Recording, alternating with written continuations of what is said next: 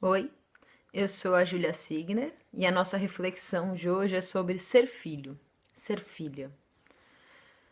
Todo mundo é filho, todo mundo é filha, né? Mas como que a gente deve se comportar perante os nossos pais? Como a gente deve se comportar na nossa vida? Como que a gente deve desenvolver as nossas coisas, né? Como a gente conta com o apoio deles? Como a gente apoia eles, né? Então vamos entender um pouco, né? De alguma forma, a gente é continuação dos nossos pais. Genética, com certeza, anímica também. Então, de alguma forma, é como se eles continuassem existindo através da gente. Então, isso é um ponto. O que significa que existe um grande fluxo de energia que vem dos nossos pais na nossa direção, tá? Mesmo quando nossos pais já morreram, esse fluxo segue, porque é como se eles continuassem vivos com a nossa vida. E quando eles estão vivos, isso de alguma forma acontece, né? Então, de algum jeito, a nossa alegria é uma alegria para eles, né? A nossa tristeza é uma tristeza para ele, porque existe esse fluxo de energia que segue, né? Esse fluxo de energia que continua. Então, isso é um ponto. Por esse fluxo ser muito, muito forte e muito, muito extremo, o que acontece, né? Acontece que existe quase uma obstinação, é que essa palavra é muito feia, né? Mas existe assim uma grande preocupação assim dos nossos pais na nossa direção, né, de que a gente fique bem, né? E isso se expressa através deles interferindo na nossa vida, né? Então, quanto menos lúcido, né, for o pai e for a mãe, lúcido no sentido de valores humanos, lúcido no sentido de liberdade, né, nesse sentido, né? Então, quanto menos lúcidos forem os pais, mais eles vão querer interferir na nossa vida, né? Eles têm uma plena certeza de que eles sabem o que é melhor pra gente, e o que é melhor pra gente é aquilo que eles não fizeram, né? No sentido assim, eu fiz aquilo e deu errado, né? Então não é melhor ele não ir por ali, né? E tem toda uma coisa de uma. Não só, às vezes eles fizeram uma coisa deu certo, e eles também, não, ó, isso dá certo, eu te garanto que isso dá certo, vai por aqui, né? E então existe toda uma tentativa de controle dos nossos pais sobre a nossa vida, né? Controle das nossas vontades, controles com quem a gente vai casar, controle dos netos, né? Toda uma vontade deles controlarem, que não é por mal, tá? Essa vontade de controle, ela não é por mal, porque ela vem desse fluxo de energia, né? Isso que precisa ser entendido. Tem dois tipos de pais, né? Tem os pais que vão ter o controle e tem os pais que vão ter a dependência depois dos filhos, né? E depois tem os pais equilibrados, vamos dizer assim. Eu vou deixar esses por últimos, né? Que daí os filhos também ficam mais sussa. Os pais. Então tem um ponto que aplicam para esses três tipos de pais, que é a postura dos filhos, tá? Qualquer historinha de heróis que existe, o que acontece, né? A pessoa sai em busca da sua própria fortuna, sozinho. Às vezes os pais dão um dote, né, para essa pessoa. Às vezes dão uma quantidade de moedas, né? Às vezes não, mas a pessoa sai em busca do seu próprio destino. Isso é uma atitude do filho, não é uma atitude do pai. O pai nunca vai falar, vá em busca do seu próprio destino. Ou haja lucidez e amadurecimento do pai, que seria lá o terceiro tipo de pais, né?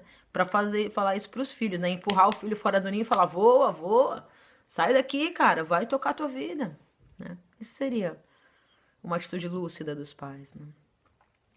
Mas se acontece, às vezes o filho, ele tem medo de seguir o próprio destino. Eu queria fazer medicina, mas meu pai quer que eu faça artes plásticas, tá? Eu falei assim só porque Geralmente é o contrário, né? Então também tem do outro lado, né? O filho quer ser certinho, o pai quer que o filho seja porra louca, né? Não que artista plástica seja porra louca, não mesmo, tá? Eu só quis dizer dos ambientes mais descontraídos e mais sérios. Em todo caso, voltando. O que acontece? Esse grito de liberdade, ele é muito importante que a pessoa dê. O pai nunca vai mandar o filho embora de casa, entendeu? Assim, pode acontecer, mas não vai fazer isso. Então o filho, por ele próprio, ele tem que encontrar forças nele para poder ir além e romper com os pais, tá? Esse primeiro rompimento, ele é muito importante. E esse rompimento, ele precisa ser feito de corpo físico e de alma também, tá? Porque daí, só quando você rompe com seus pais, você sai de casa, você tem uma independência financeira, você se sustenta, ou alguém te sustenta que não sejam seus pais, que você consegue perceber quem é você. Porque até esse momento, você é uma continuidade dos seus pais. Não que você deixe de ser, mas existe uma parcela que é sua, que ela só floresce quando você se torna só. Quando você tá só, sem os seus pais. E esse momento, ele é muito importante, é o momento da ruptura. E esse momento é importante que vá, se reconheça e depois volte para compartilhar o amor com seus pais. Não é que você vai romper com seus pais e vai romper para sempre, não. Você rompe e daí você se desenvolve e daí você volta num outro lugar, aonde você não vai aceitar o controle, aonde o seu pai pode até te dar conselhos sobre a sua vida, mas você só vai fazer aquilo se aquilo se aplicar à sua vida, tá? Os pais dependentes, que é o outro caso de tipo de pai, eles também têm essa coisa de querer controlar a vida, mas daí controlar para dizer o que você poderia fazer por eles, né? Não controlar para que nem o primeiro caso, que é o que você tem que fazer na sua vida, mas o que você poderia fazer por eles. E da mesma maneira, é necessário que você tenha a sua independência, porque essa independência é onde você consegue colocar o limite. Você fala, bom, eu posso fazer esse tanto. Eu posso fazer isso. Tem gente que quer dedicar a vida aos pais, tá tudo certo, entendeu? Mas você determina. Quando você conhece o seu próprio limite e você tá íntegra dentro daquilo, você consegue estabelecer um limite claro entre a vontade dos seus pais e o que você de fato vai fazer, né? Porque é importante que você se realize. Não tem coisa melhor para os pais do que ver os filhos bem, entendeu?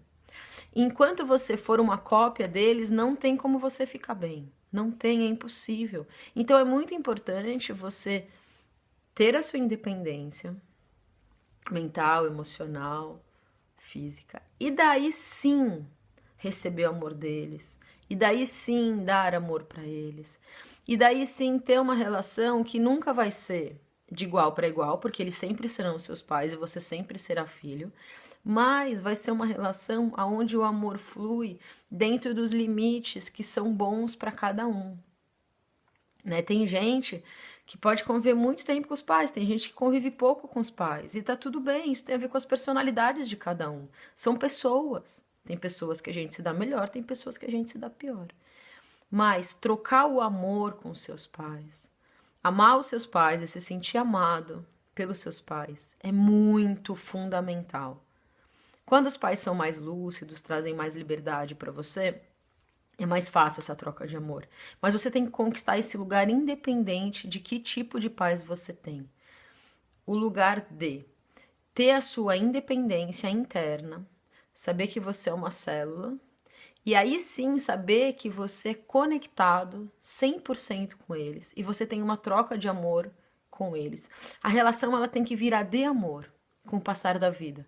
Não é à toa que você nasce nessa família. Existe algo para ser resolvido com seu pai e com a sua mãe. Se quiser comentar alguma coisa, abrir espaço para discussão, só comentar aí embaixo.